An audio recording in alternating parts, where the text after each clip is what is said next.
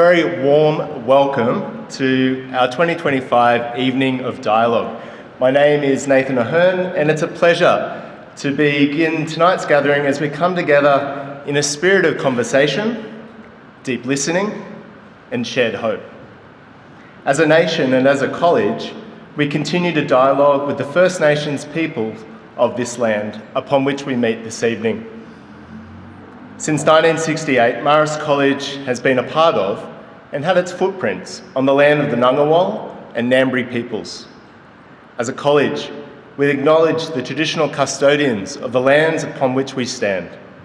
We acknowledge the continued deep spiritual attachment and relationship which they have to this land, and commit ourselves to the challenge of closing the gap and the ongoing journey of reconciliation. Tonight, we gather under the national theme, Pilgrims of Hope, Look Beyond.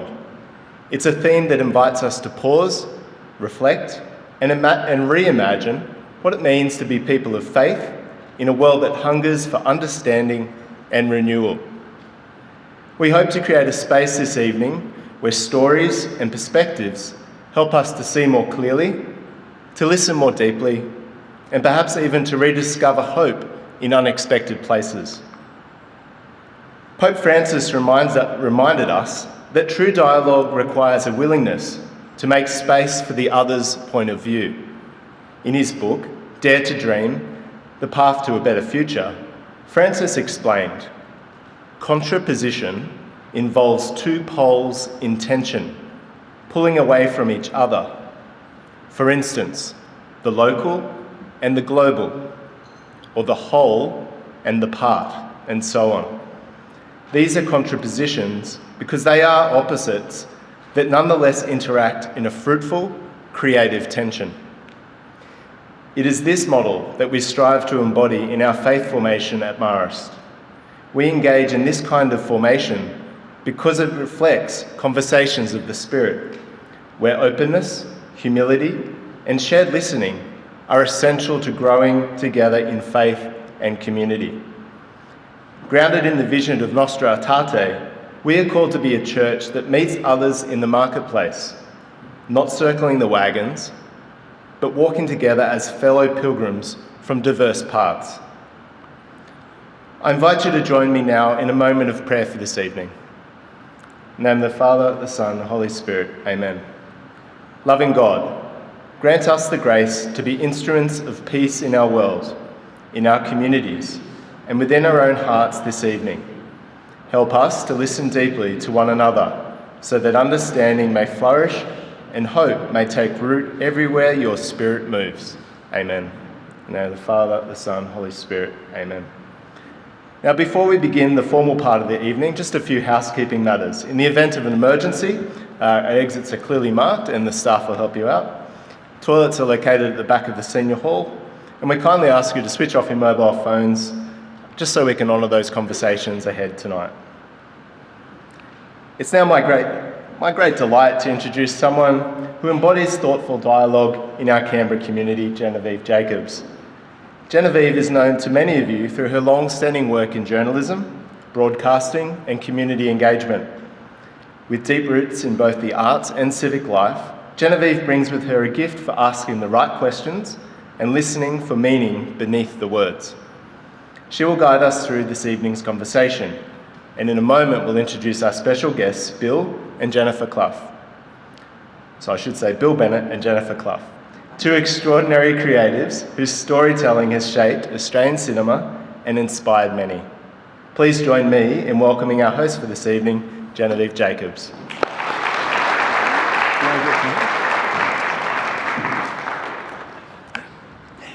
Thank you so much, Nathan, and good evening, everyone.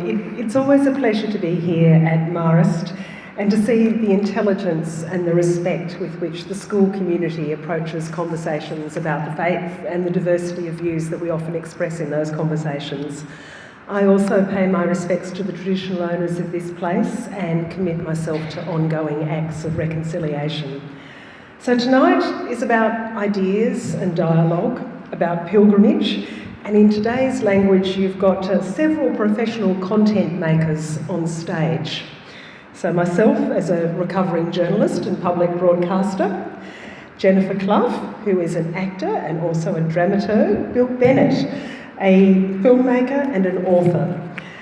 Bill is a writer, producer and director of feature films and documentaries, and in a career spanning more than 30 years, he's made 16 feature films, 4 dramatised documentaries and 5 feature-length documentaries. And those feature films have won many major awards, both here and internationally, including some AFI awards and Australian Film Critics Circle awards for Best Picture, Best Director and Best Writer. He's had 3 major retrospectives. His films have been distributed by everyone from Warner Brothers to Paramount and Universal. And in his early television work, he won 2 Lokies, our version of the Emmy, I suppose, for Television Reporter of the Year and Most Outstanding Documentary. But in 2013, this veteran of Hollywood and the big screen found himself instead in Spain, walking the Camino, the whole thing, not a holiday session with friends and comfy beds, but all of it, what he describes as an 800-kilometre cathedral. He wrote a best-selling memoir, and last year a lovely, gentle film I know that a lot of you have seen called The Way, My Way was released, starring Chris Haywood as a bit of a cranky old bloke on the road, starring Jennifer Cluff, who plays the role of Bill's wife in film and in real life. And Jennifer is an actor, a dramaturg and a script editor. She's worked on both screenplays and novels for major publishing houses, and she and Bill have been collaborating for a very long time in all sorts of ways. So Bill is going to talk to us about pilgrimage, about hope, about the journeys that he's been on. And we'll give you a little bit of time to discuss what you've heard. So we're going to ask you to have some conversations at your table for about 15 or 20 minutes afterwards, and I'll give you the prompts for those. And we might even wander around and drop in on some of those conversations. And then we'll go to some Q&A live from the stage. So we'll ask you to write the questions into the Menti app or to write them down on some paper, and we'll collect those and facilitate that conversation. But for now, please welcome Bill Bennett to talk about Pilgrims of Hope, Look Beyond. Welcome, Bill.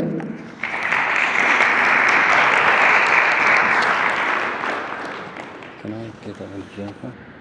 In 2013, I walked my first Camino. I've now walked 5. During that period of time, I've changed quite a bit. The person, if you met me 12, 13 years ago, you would find a different person to the person I am today. How am I different, darling?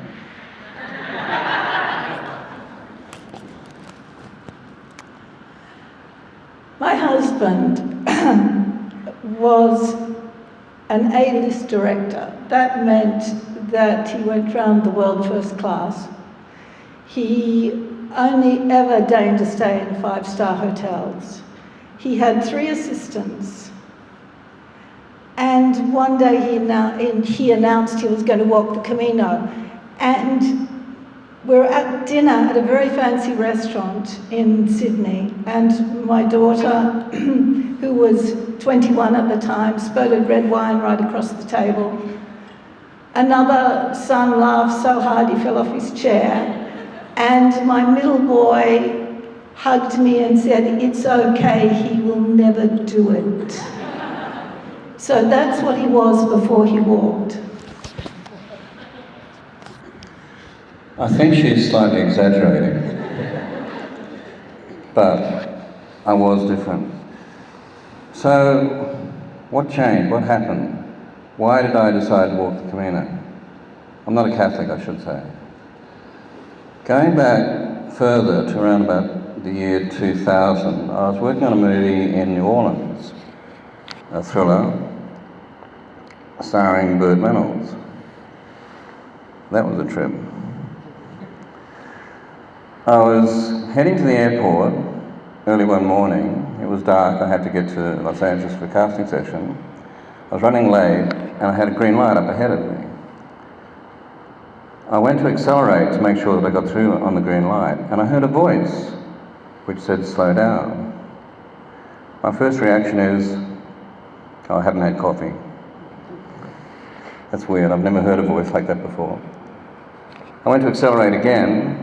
I really didn't want to get stuck behind a red light. And the voice came in a second time, more emphatically, slow down. So I did slow down. As I entered that intersection, from my right-hand side, this huge truck ran a red light, ran through the cross street. I then jammed on my brakes. Oh, notice that, jammed on my brakes. And narrowly missed getting killed by that truck. If I hadn't heard that voice, more importantly, if I hadn't acted on that voice, that truck would have killed me. I pulled up on the other side of the intersection, shaking, knowing that I had just escaped death. And 3 questions came to me immediately. What was that voice? Where did it come from? And why was my life saved? I then spent the next 8 years trying to answer those questions. And the way I explore my world is by making films. And I decided that I would make a film. I figured this has got to be an intuition. That voice has got to be intuition. But I didn't know what intuition was, so I decided to make a film on intuition. My wife didn't want me to. Only because he didn't know what it was. I mean, we all know what that voice was, right? I mean, it's the guardian angel. Really very, very simple. He wouldn't accept that from me. I didn't believe in angels. So anyway, I started off on this journey to try and make this film, trying to understand what that voice was, where it came from, and why my life was saved. I've been quite successful at getting films made in the past, but this one was proving to be very difficult. I could not get this film made. Around about the same time, our daughter, in fact, had been working in Spain. We'd been staying in Spain, and I saw these people walking. By the way, hands up those who've seen my film, The Way My Way. Oh, I love this audience. How many of you read my book? Hands up. It's on Amazon, folks. You know, I saw these, as per the film, I saw these people walking what I later found out to be the Camino, and I became obsessed. I thought, what a stupid, meaningless thing to do. I love it. And so I got the idea to walk the Camino. But I was trying to make this film on intuition, and I started to think, there's a blockage. There is a blockage inside me that is preventing me from making this film. Maybe if I walk the Camino will clear that blockage. And so what I decided to do was I decided to walk the Camino intuitively, which was terrifying for me because I'm somebody who plans meticulously. And I've got to, in my job as a producer and director, I've got to plan. But I decided to do this 800-kilometre walk from St Jean-Pied-de-Port on the French side of the Pyrenees, right the way across the full breadth of Spain to Santiago de Compostela, where the relics of St James are believed to be buried under the cathedral.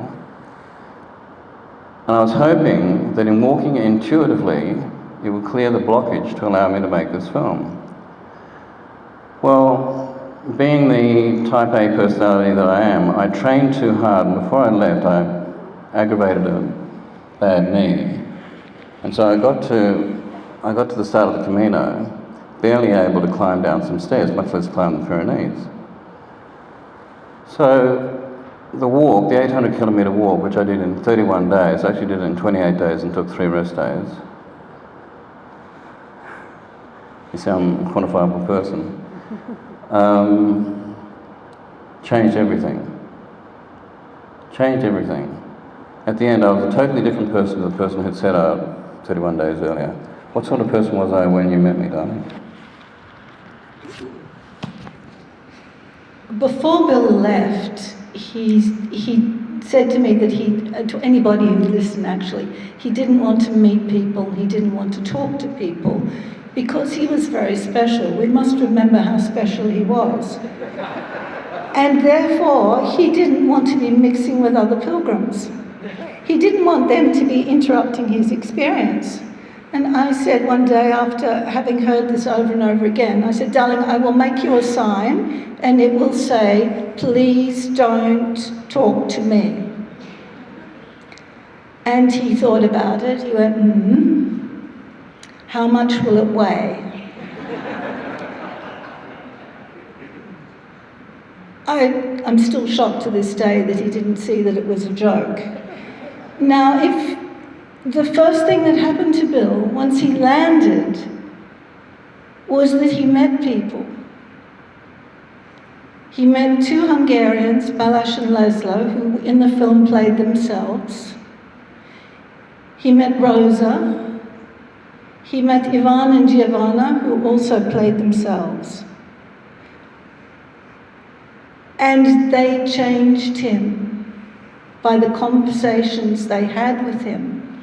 So when I met him in Santiago, for the first time since I'd ever known my husband, he had friends to introduce me to.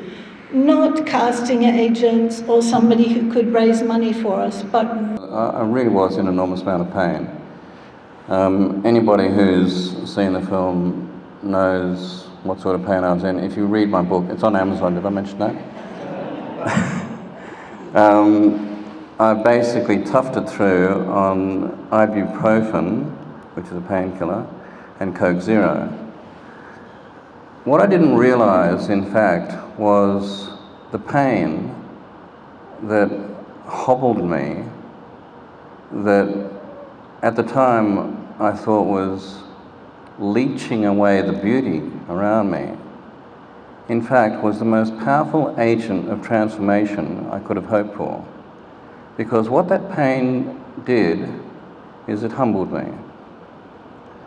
I had prepared thoroughly. I had, for 18 months before the Camino, I was obsessed with this walk. Wasn't I, darling? No. I don't want to go back to that. I was obsessed. And I trained really thoroughly and trained so much that I bunged up my knee. And I had worked it all out. I'd worked out the speed that I would go at. I'd worked out the weight of my backpack. I'd worked out, basically my feeling was that before I really aggravated my knee, I thought, I'm going to smash this out of the park. I was passed by grandmothers. I was passed by people in Zimmer frames. I mean, talk about humility. There was one other thing that I learned so much from that first walk, but Choosing to use your power. I had started off the walk with this romantic notion of what a pilgrim is. And I'd seen images of St. James, and he had this sort of really gnarly pilgrim staff, and I thought, that's what a pilgrim is. And I had gone to great lengths to make sure that I got a staff that was suitably St. James-esque, if I could put it that way. Suitably, it had character. I mean, it had sort of a gnarly head, and throughout the walk I felt that it was talking to me. It might have been the ibuprofen, but still. But I had this romantic notion of what it was to be a pilgrim, and the staff was very much a part of that. And I got to Pamplona in huge pain.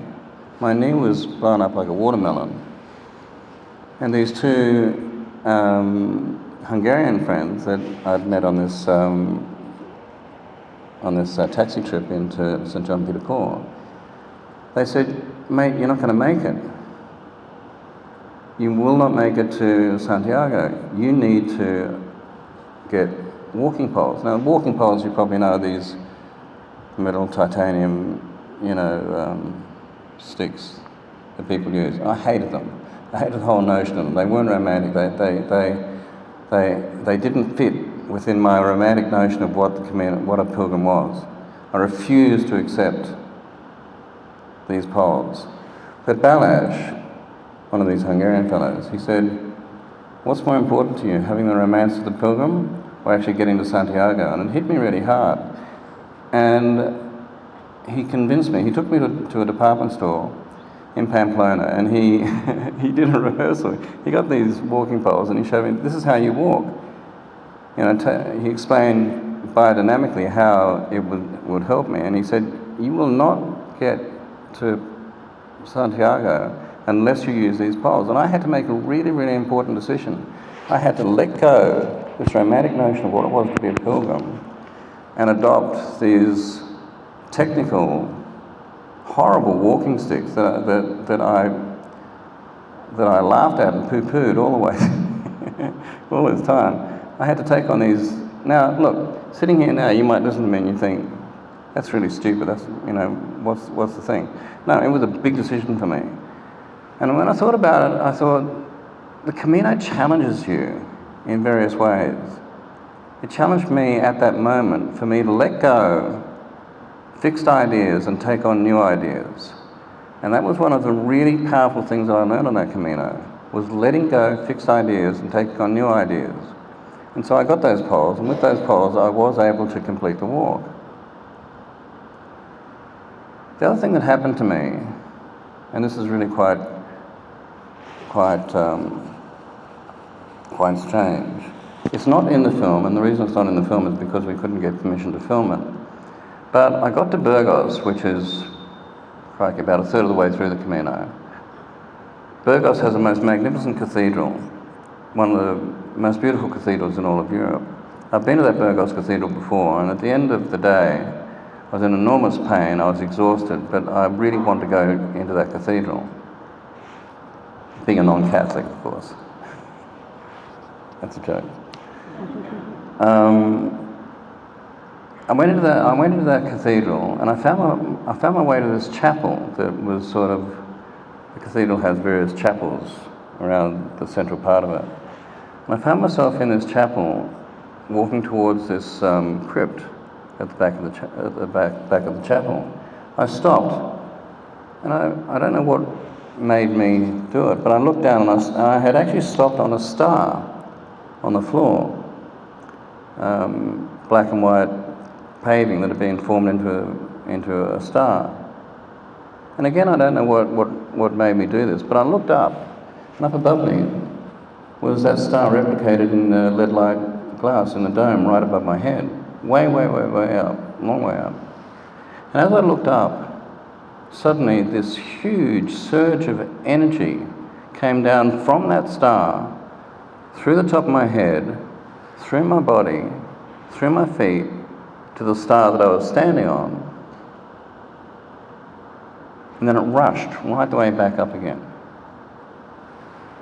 And I can't explain the feeling other to say that it was divine ecstasy. Now, I spoke to some people in India about this later, and they said, oh, it's Kundalini energy.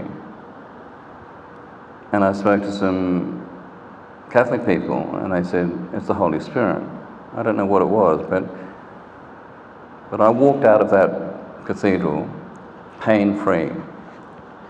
And for the next several days, I was pain-free. Now, here's the really interesting thing about this story. It's in the book, it's not in the film. A lot of people read the book. In America, mainly. Did I say it's on Amazon? We were in the little cafe restaurant in Santiago. In fact, doing a location survey for the film. And this bloke was sitting at a table just a little way over. And he said, are you Bill Bennett? And I said, yeah. And he came over and joined us, and he said, I read your book. I read what happened to you in Burgos about standing on the star. He said, I went to Burgos Cathedral and I found that chapel, I stood on that star, and the same thing happened to me. Remember that? That was extraordinary. Anyway, I'm getting off topic a bit, aren't I? Am I getting off topic? Intuition. Okay, so look, I'll now cut. Struggling for 8 years to make that film on intuition. I walked the Camino Within 12 months, we were in production. We were in production on that film. That film was called PGS, Intuition is Your Personal Guidance System. And I spent many, many years traveling around the world talking to people about intuition. What is intuition? I realized in the making of that film that the biggest obstacle to people using their intuition is fear. So I then decided to make a film on fear. And the same thing, I spent several years going around the world talking to people, experts in fear. That film is now called Facing Fear. Having made a film on fear, I thought, fear's a bit of a downer. I should counter that. So I decided to make a film on hope. Now I'm halfway through this film on hope, and I still haven't quite figured out what hope is. You see, I didn't know what intuition was when I started that intuition film. And I couldn't find a definition of intuition that tallied with my experience of that voice in the car. If the Camino changed me, making that film on intuition changed me fundamentally. I say now that the Camino gave me the permission to change. But the real change came, in fact, some years later when I made this film on intuition, because what I learned from the Camino, this idea of letting go of fixed ideas, allowed me to make that film. I come from an evidence-based background. Both my parents were dentists. I grew up very much with evidence-based thinking. I started off doing medicine at Queensland Uni. I bowed out of that and moved across to journalism and got hired by the ABC, and I spent 10 years with the ABC, and that only reinforced my belief that you should only take seriously those things that you can prove and measure and quantify. But in making the film on intuition, and in trying to find out what that voice was, I learned something really quite profound. What I learned was this: there is the known, there is the unknown, and then there is the unknowable. And that's where mystery lies. That's where awe lies. That's where the divine lies, in the unknowable. Are we out of time?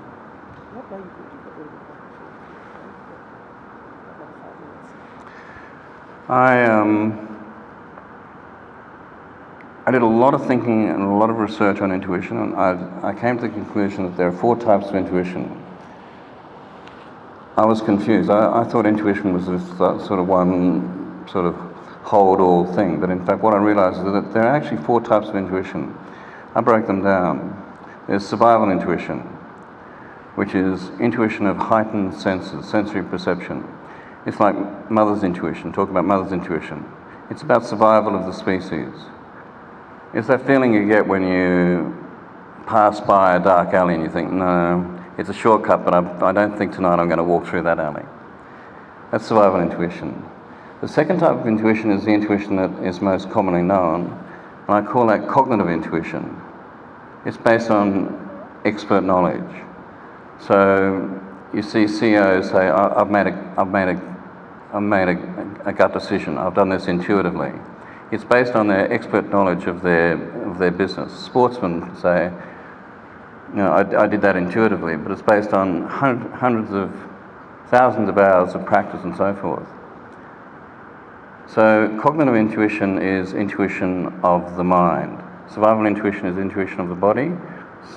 Cognitive intuition is intuition of the mind. The third type of intuition is the voice that I heard. That's mystical intuition. Mystical intuition is intuition of the soul. It's the God connection. It's the guardian angel. It cannot be explained. It sits within the unknowable. Mystical intuition is that voice. And you know, the thing about making that film is that you know, Jennifer and I travelled that film all around the world. You've got no idea how many people came up to us after screening and say, you know what, same thing happened to me. They've got these stories about how a voice saved their life. I came to believe that intuition has two primary functions. One is to keep you alive, and the second is to guide you on your path to your purpose.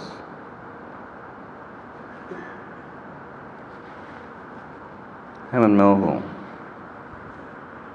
The guide to my fixed purpose is laid with iron rails, whereupon my soul is grooved to run. Anyway, fourth intuition is what I call proxy intuition. That's intuition that can't get through to you any other way, and it uses somebody else. So it's somebody calling you up and say, you're on that flight this afternoon, don't get it. Don't take that flight. I don't know why, but don't get on that flight. And the flight crashes. There's so many instances, recorded instances of proxy intuition that prevented people from getting killed in 9/11. And going back historically, same thing with the Titanic. So you've got four types of intuition: survival, cognitive, mystical, and proxy. And like I say, their purpose is to keep you alive so that you can walk your path, your destiny path, which I believe has been given to you by God. Now, I'll just talk about hope. This is where Jennifer and I diverge somewhat. Like I say, I'm only halfway through this film and I haven't fully formed my opinions yet on hope. What I've come to believe or understand is this, is that hope is a transition, it's a bridge that takes you from a lower state of vibration to a higher state of vibration. And with that lower state of vibration is lack of abundance, a failing relationship, whatever. And you are aspiring to a higher state of vibration. So hope is that bridge, that corridor, that passageway, that portal from that lower state of vibration to that higher state of vibration. Now, like I say, I haven't firmly locked in my thoughts on this yet, but I'm thinking, why live in that bridge? Why live in that corridor? Why live in that portal? What you've got to do is you've got to get to that higher state of vibration, because that's where you need to be. You don't need to be in that transition place. A transition place is going to help you get there. But where you need to aspire to is that higher state of vibration. You disagree? I disagree. Hope is the higher state of vibration. Hope is the highest. It's pulling us into the future. It is one of the few great energies we have operating on the planet that looks to the future.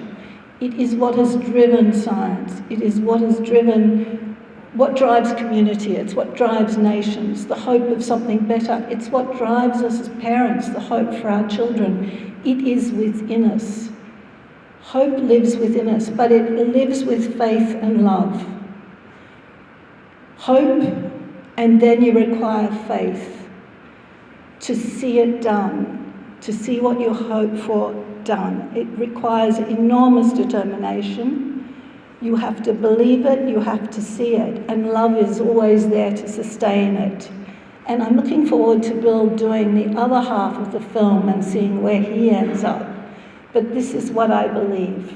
Hope is the highest, but it has two companions that work with it. They cannot be separated. We need the three. Hope is our wisdom, it's our vision, it's our illumination. Faith is our strength and our powerhouse. And we know what love is.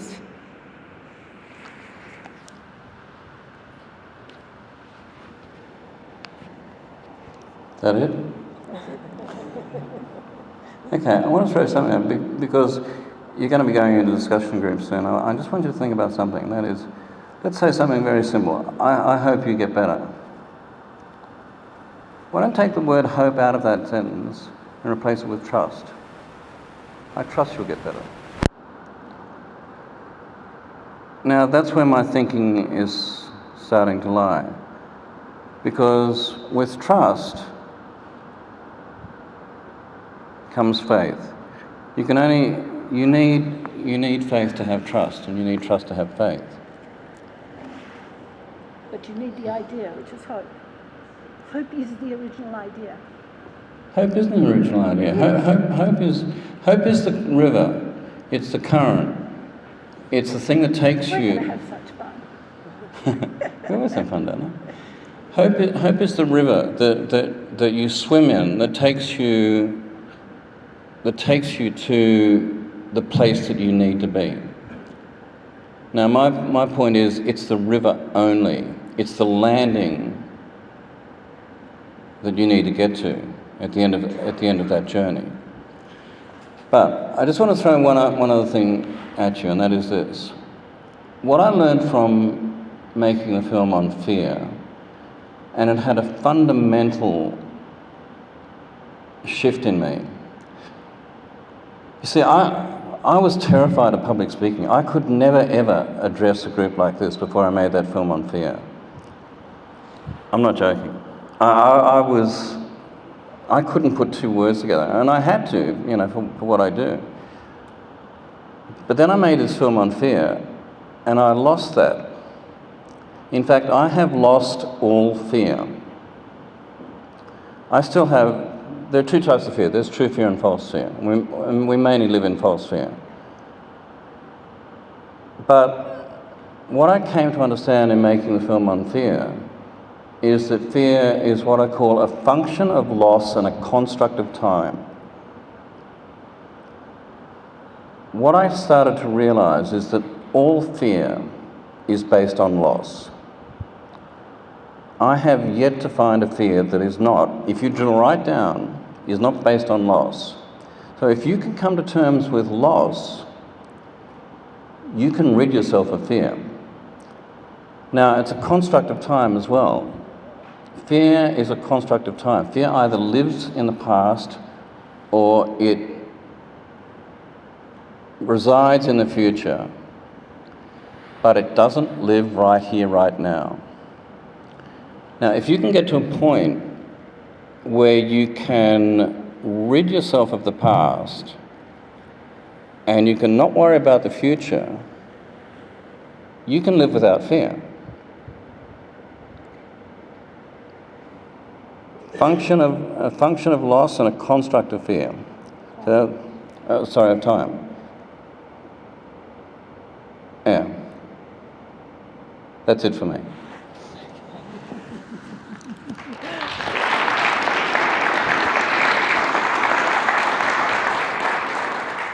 Thank you both very much. I know that all sorts of things will be humming through your brains at this point. And if we go back right to the very beginning, the sense of being humbled by our surroundings and what we experience, which reminded me of being on Croagh Patrick in the west coast of Ireland and not being able to get up the mountain, but being passed by 75-year-old Irish people in bare feet, which was a very humbling moment indeed. So I'm going to ask you all to go into dialogue at your tables now. We're going to spend about 15 or 20 minutes on this, and I'll give you two prompts. The first one, and perhaps you'd like to talk about this together, perhaps each one of you at your table would like to take a turn. But the idea is, what's resonating with you from what you've heard?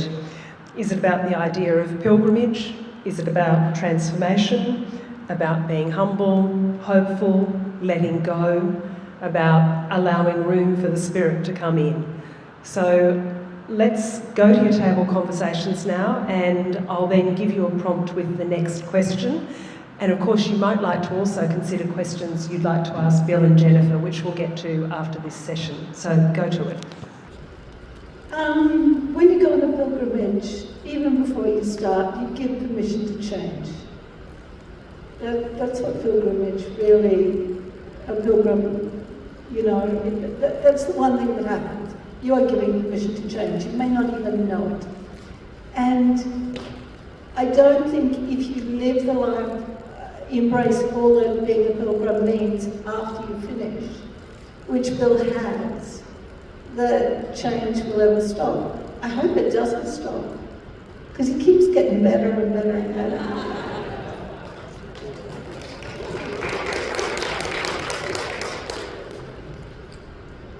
We disagree on many things, but not on that. Well, I might perhaps go back to Jennifer with the next question, which is, what impact did the learnings from the Camino have on your marriage?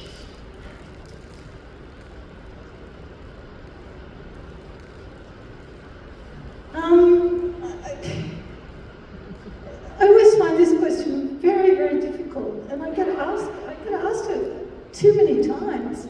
I don't think it had any effect on my end. It had a huge effect on Bill's end. I say it in the film when he brings me up to apologise, and in the film he did it, Chris Hayward did it exactly where Bill did it. I remember the conversation exactly, and I kept on saying, why are you apologising to me? There's nothing to apologise for, stop it. And obviously he felt there was, I didn't feel there was, so I just think we just keep on going, don't we? 43 years, yeah, we'll just keep on going the way we keep on going.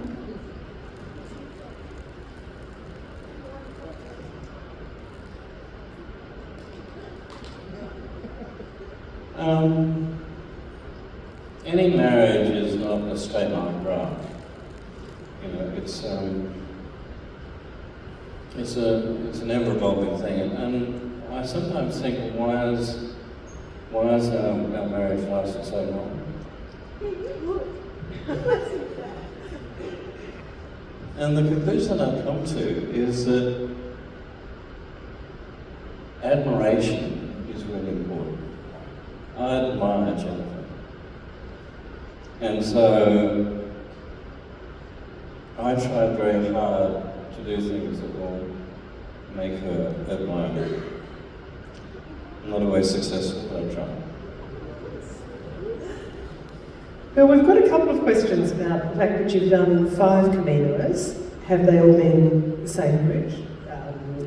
If so, why did you choose to do so? Why do you keep going back, and how do they differ from one another? Apart from the Camino Francés, I've done 2 Portuguese Caminos, the Via di Francesco in Italy, and part of the Jakobsweg in Bavaria.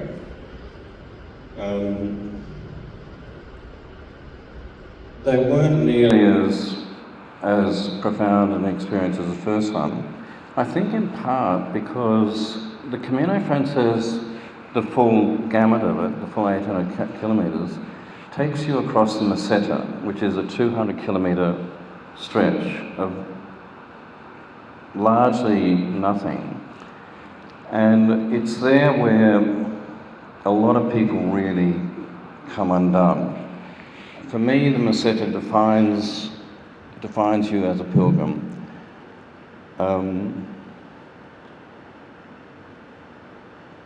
It becomes hypnotic.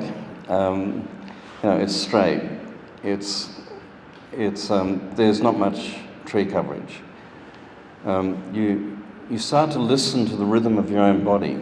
You hear the clack, clack, clack of the walking poles on the ground. It becomes metronomic. It becomes hypnotic. It becomes meditative. And on the Meseta, I learnt my biggest lessons. What the Meseta did is it lifted up, it jimmied open all of those crevices where I had hidden stuff deep down, and it brought them to the surface. And I was forced to look at them. That's why I think the Camino Francés, for anybody who's looking for a truly transformative experience, has to do that long one. And that perhaps relates to the next question, which is, what is it exactly about the Camino that holds the transformative power? Could you walk 800 kilometres anywhere and have the same experience? Is it that the Camino is particularly spiritual due to St. James? Here's what I believe. The Camino has had pilgrims walking that path now for over 1,200 years. Now, most people who undergo a pilgrimage set off with some intention, with some spiritual intention. One of the things that I learned from doing the film on intuition is that I came to the conclusion that intuition is a legitimate energetic system within your body. What I believe in terms of pilgrimage is this, is that if you walk with spiritual intent, that carries through your body and it places a spiritual imprint on that path. If you've had pilgrims walking for 1,200 years, you have an accumulation of this spiritual imprint in the path. And for those that follow with spiritual intent, the reverse can happen. That can come up from the path into you. And this is why you have people in their 80s and 90s walking the Camino. I have no interest in doing the Appalachian Trail or the Pacific Crest or any of these other walks that aren't a pilgrimage, because for me, the sacred nature of the path, of the walk, is important. I firmly believe that this spiritual imprint in the ground is transformative. It can change you, it can heal you. Miracles can happen. And we've got a couple of questions that perhaps go to the notion of intuition as springing off from the experience of the Camino. And one of them is that, do you ever think about the what ifs? What if you left on a different week? What if you'd met different people? What if you hadn't injured your knee? How would your experience have changed? And were there any helpful steps that you took to listen to your intuition rather than plotting all the details for your first sojourn? How did you manage to listen to your intuition that first time you set off to walk every day all of those steps?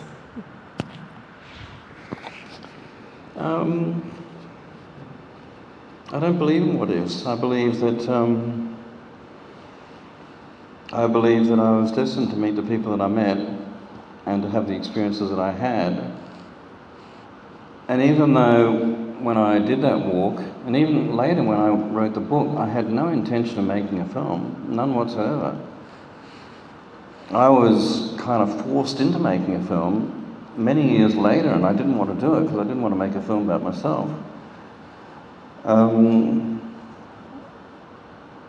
I believe in life you meet the people you are meant to meet, and they influence you in the way they are meant to influence you.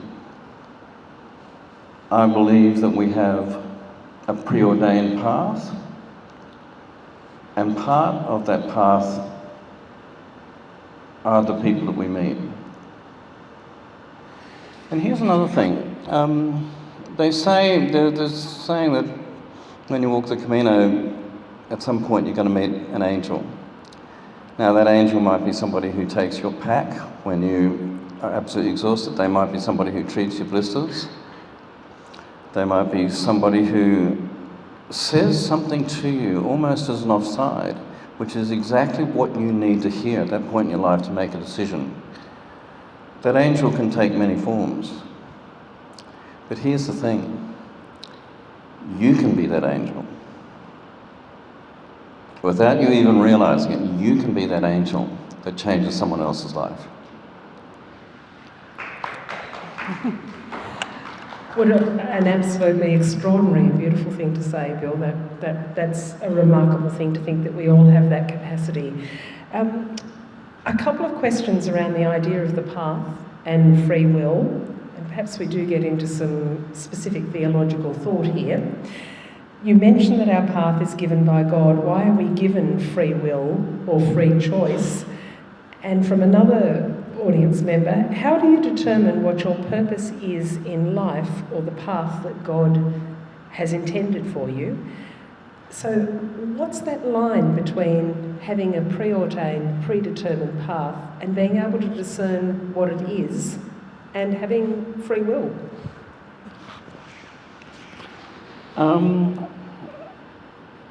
We have to have free will. And it wouldn't be a journey without free will. We have to make decisions constantly. I'm going to pass over to Jennifer in a second on this, but what we do now, and I've only taken this on really since walking the Camino and then making the film on intuition, is we ask for guidance. And it's a very, very simple thing.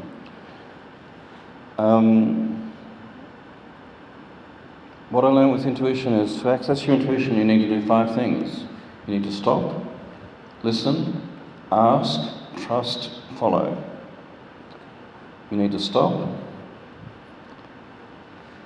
take away the busyness of your life. You need to listen to what comes in. You need to ask for guidance, because Spirit won't give you guidance unless you ask. You need to trust what Spirit says to you, and then you need to put it into action. You need to follow. And that's what I do.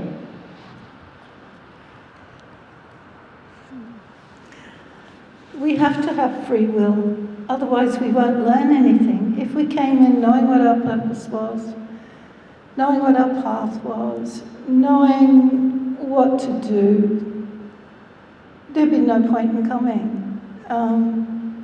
Free will gives us the opportunity to make mistakes and to learn. And that's what we're all trying to do. We're trying to learn how to be the best human being we possibly can be.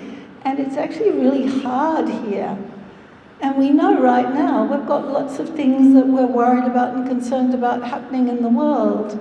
And we know we shouldn't worry. We know all of those things, but we have so much going on inside us from our training, from our first 7 years of life. And we respond to that, and trying our best to respond to higher thought is why we're here. And we're just all, each and every one of you is just doing the best job you can do. And you're the most powerful people on the planet, and the planet wouldn't exist without all of us in the room, and that's just that. And the final question, I'm going to blend 2 together here. One is about fear, and if fear is seen as the enemy, couldn't fear also be your intuition? What do you think is meant by the only thing to fear is fear itself? But then finally, Bill, isn't hope what makes you jump in the river in the first place? Yeah. In making the film on fear, I came to the conclusion that this thing, the only thing you need to fear is fear itself, is a nonsense. Fear is an important part of our biological imperative. It's a warning system. We need to take fear seriously. But, like I say, most of us live in false fear.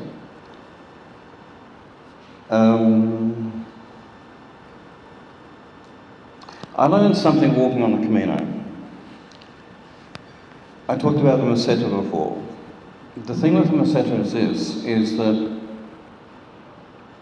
there's very few villages along this 200-kilometre stretch. And there are more pilgrims walking that stretch than there are beds. So what happens is that when people wake up in the morning, they'll wake up at 3:30 and 4 o'clock in the morning to get the jump on everyone else. that they can walk fast and to the village where they intend to spend the night and they can get a bed. And so what happens is that you've got these people who are walking, terrified that they're not going to get a bed that night. And I found myself in the same thing. You know, anybody who passed me, I thought, damn you, you're going to take my bed. You know, I felt like putting my sticks out and tripping them. And so I got caught up in this fear. I would rush through the day and I would miss seeing everything around me. I'd miss spending some time in historical places or sitting and talking to really interesting people. And I thought, this is ridiculous. Here I am on the Camino and I'm rushing with all this fear to get a bed. This is madness. And then something very, very profound happened to me. I thought, what's the worst that can happen? The worst that can happen is that I can get to a village and there won't be a bed, but I've got a sleeping bag. You know, I can lay the sleeping bag out under a tree. It's not going to rain tonight. I'll be fine. Or I can sleep on the veranda of a church, or you know, maybe somebody will invite me into their house and I'll have an extraordinary experience with the local family.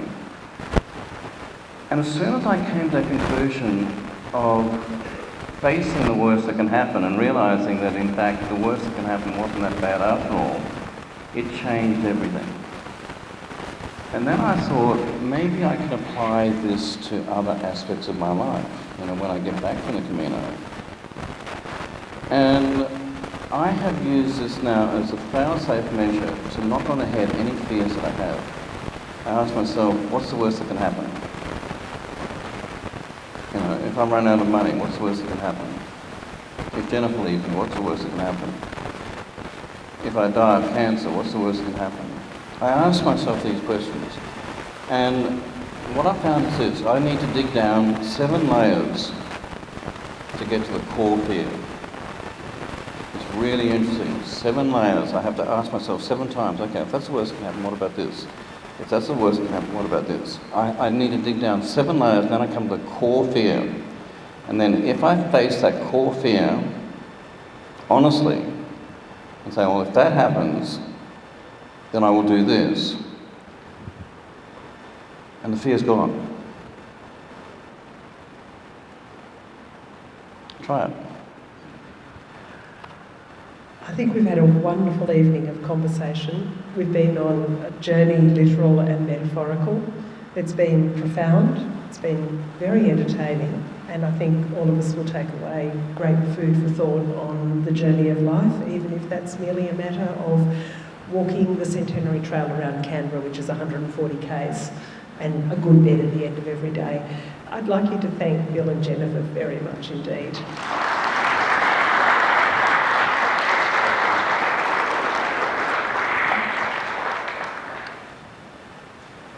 So I think we can agree that the Spirit has certainly moved in the room this evening as we've explored what it means to be Pilgrims of Hope who do look beyond.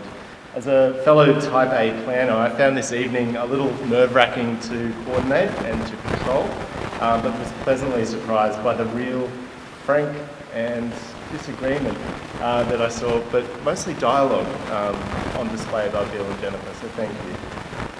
Father Tim Duckworth, the New Zealand Provincial of the Society of Mary, recently said, "We are being invited to imagine a new way of being church, not in opposition to the past, but in continuity with its deepest truths. A church that listens more, that welcomes more, that risks more for the sake of the gospel." And I think that's what we've seen here tonight, the call to risk and set into the unknown. So I'd now like to invite our headmaster, Mr. Matthew Hutchison, just to say a few words of appreciation.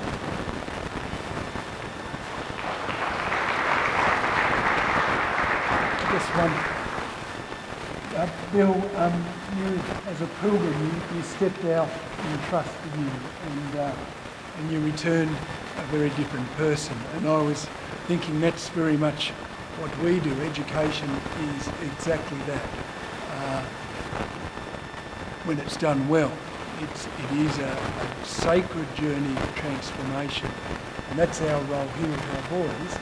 But you get a sense tonight, we've all gone through a journey of transformation in your words tonight. From our table, I could just share one comment. Didn't we love the comment of the 800 kilometres was a cathedral? It was a beautiful analogy of the walk. And then it was Gus made a comment about life being a cathedral. And I thought it was a beautiful reflection of sharing time. Thank you, Jennifer and Bill, for joining us. What a privilege. And Genevieve's a gift to our community. She's very, very generous. Whenever we ask her to do something, she's one of those people who says yes to lots of things, and as a result of that, there's a journey and a growth and a pilgrimage for yourself. And I hope you enjoyed tonight with us. We've certainly enjoyed having you. Look forward to more engagement with us. But ladies and gentlemen, could you join us in thanking?